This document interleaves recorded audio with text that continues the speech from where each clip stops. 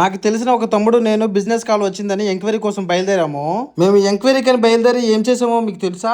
Enquiry location అయితే మాత్రం ఇంచుమించు 30 నుంచి 35 కిలోమీటర్ లాంగ్ లో ఉంది. కస్టమర్ అయితే మాత్రం మాకు జేఎన్టీయూ మెట్రో స్టేషన్ దగ్గరలోని లొకేషన్ అని చెప్పాడు. మధ్యాహ్నం టైంలోనే స్కూటీ మీద అంత దూరం జర్నీ అంటే చాలా అలసటగా ఉంటుంది. అంతేకాదు ట్రాఫిక్ చాలా ఎక్కువగా ఉంటుంది. నాతో వచ్చిన తమ్ముడితోనైతే మెట్రో మీద వెళ్ళిపోతాం రా తమ్ముడు అన్నాను. వెంటనే తనైతే సరే అన్నాడు. మెట్రో మీద వెళ్తుంటే లొకేషన్ చూడండి ఎంత బాగుందో. ఎంక్వైరీ లొకేషన్ నుంచి అయితే మా లొకేషన్ కి అయితే రిటర్న్ అయితే వచ్చేసాము. మెట్రో స్టేషన్ లో అయితే కేఎఫ్సి కేఫ్ అయితే ఉంది. అయితే వచ్చిన పని పక్కన పెట్టి ఈ పని అయితే కానిచ్చేద్దాం తమ్ముడు అన్నాను. తను కూడా సరే అన్నాడు. మెక్డోనల్డ్స్ లో అయితే వాళ్ళే సర్వ్ చేస్తారు కానీ కేఎఫ్సి లో అయితే మనమే తెచ్చుకోవాలి. కానీ నిజానికి కేఎఫ్సి లో చికెన్ మాత్రం అల్టిమేట్ టేస్ట్ ఉంటుంది.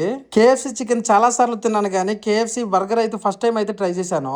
బర్గర్ అయితే చాలా టేస్ట్ ఉంది. బర్గర్ లో ఉన్న చికెన్ అయితే ఇంకా టేస్ట్ ఉంది. బర్గర్ లో ఉన్న చికెన్ అయితే చాలా క్రిస్పీగా టేస్టీగా అనిపించింది నాకైతే.